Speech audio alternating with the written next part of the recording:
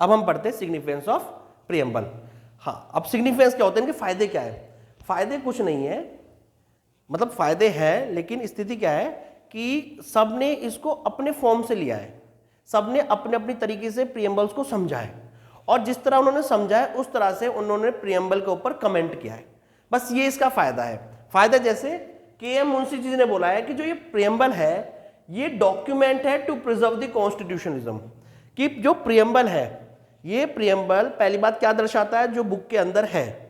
अब प्रियम्बल क्या करता है, ये प्रिजर्व करता है कॉन्स्टिट्यूशनलिज्म, कॉन्स्टिट्यूशन को प्रिजर्व करता है कि जो बात प्रियम्बल में बोली गई है उसके अगेंस्ट अंदर नहीं होगा कुछ भी चीज, जो बाद में जाके केशवानंद केस में बेसिक स्ट्रक्चर की बात निकल के आती है। ठीक है। दूसरा, जे.एन. दीक्षित ने कहा है it reflects the minds of the maker.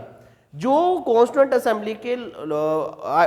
Assembly के मेंबर्स थे उनकी जैसी सोच थी, जो मैंने पहले बताया था, वो रिफ्लेक्ट करती है प्रियम्बल में। तीसरा है guidelines to maintain vision of the state. ये बी.आर. अंबेडकर जी ने कहा कि ये प्रियम्बल क्या, ये गाइडलाइंस है आगे के लिए, राज्य के लिए, कि आगे हमारा देश आगे किस हिसाब से आगे बढ़ेगा। अगला देखा सोल ऑफ द कॉन्स्टिट्यूशन, ये ठाकुरदास भार्गवा ने कहा जी है। अगला की टू कॉन्स्टिट्यूशन, ये अर्नेस्ट बार्कर ने कहा है। ऐसे ही पॉलिटिकल होरोस्कोप बोला है के.एम. मुंशी जी ने। ऐसे ही आपको बोला है, दूसरा देखोगे आप और भी लोग हैं, नाना पार्किन ने बोला है, क्या नाना पार्किन ने क्या बोला है आपको, identity card of the constitution. तो ऐसे ही बहुत सारे लोगों ने, ये तो कुछ ही लोग हैं जो मैंने लिखे हैं, ऐसे बहुत सारे लोगों ने इनके बारे में कुछ कुछ बोला है। तो इसी को बोलते हैं सिग्निफिकेंस ऑफ द कॉन्स्टिट्यूशन। अब क्वेश्चन क्या उठ के आता है, अब क्वेश्चन उठ के आता है कि जो आप मेन मुद्दा है, preamble is the part of the constitution और नॉट, जो सबसे बड़ा हॉट टॉपिक है और ये बच्चों को थोड़ा कम समय में आता है। तो मैं आज इसको आप बहुत अच्छी तरह समझाता हूं कि preamble is the part of the constitution और नॉट, और कैन पार्लियामेंट अमेंड इट। तो ये क्वेश्चन उठ के आता है। तो ये कुछ केसेस पे भी आया था, तो एक मोटी मोटी चीजें आपको समझाता हूं, आप समझना। अब देखिए क्या क्वेश्चन उठ के आता है प्रियम्बल में, preamble is the part of the constitution और नॉट, और पार्लियामेंट कैन अमेंड इट। ये सबसे ज्यादा बड़ा चीज है और ये बच्चों को थोड़ा कम समय में आता है। अब इसको समझो, मैं मोटी मोटी बात क्या समझाता हूं, इसको मिटाता हूं। अब देखो प्रियम्बल में हमने लिखा है क्या, सेकुलर। ठीक है, मैंने प्रियम्बल में आपने एक वर्ड देखा है, प्रियम्बल में सेकुलर वर्ड, सेकुलर। ठीक है, सेकुलर, और एक वर्ड देखा है लिबर्टी। ठीक है, लिबर्टी आर्टिकल मैंने आपको बताया 25 से लेकर आप लगभग 28 तक जा सकते हो। सेकुलर भी आर्टिकल 25, 28 से 29 और 30।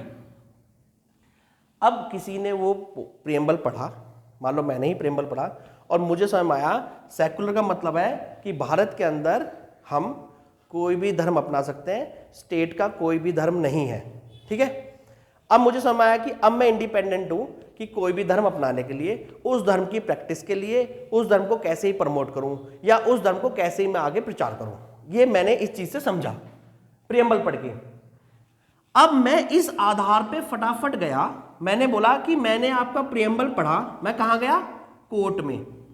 मैं गया कोर्ट में और मैंने बोला कि सर जब मैंने प्रैक्टिस की, किसकी, अपने धर्म की, और मेरा धर्म ये बोलता है फॉर एग्जाम्पल कि मैं दिन में एक इंसान की टांग काटूंगा, मेरा भगवान जब भी खुश होगा। और दूसरा क्या है, जब अब उन्होंने बोला कि यार ये तो अगेंस्ट द कॉन्स्टिट्यूशन है, कह रहा सर आपने प्रियम्बल में लिखा हुआ है सेकुलर, और स्टेट का कोई भी धर्म नहीं है, और स्टेट फ्रीडम देता है हर एक इंडिविजुअल को कि आप अपने धर्म अपना प्रैक्टिस कराओ। लेकिन मैंने आर्टिकल 25, 26, 27, 28 नहीं पढ़े, मैंने सिर्फ प्रियम्बल देख के बोला। तो स्टेट क्या बोलता है, देखो ये पार्ट तो है, सीधा आखिरी वाले केस में जा रहा हूं केशवानंदा पे या फिर आपका गोलकनाथ पे। ठीक है, ये पार्ट तो है लेकिन ये कोर्ट का आधार नहीं बनेगा, मतलब कोर्ट केस करने का आधार नहीं बनेगा प्रियम्बल, क्योंकि इसके अंदर और भी बहुत सारी बातें हैं। आप प्रियम्बल पढ़कर किसी पर आप केस नहीं कर सकते आप, क्योंकि प्रियम्बल क्या है, एक कॉन्साइज है, एक छोटी सी बात कह दी, लेकिन इस बात को कॉन्स्टिट्यूशन ऑफ इंडिया के अंदर इलेबोरेट करके बताया गया है। तो आप जब उसको पढ़ लोगे तब आपको समझ में आएगा।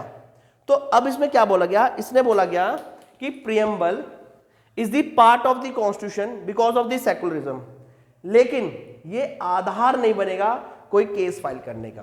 तो आधार नहीं बनेगा केस फाइल करने का।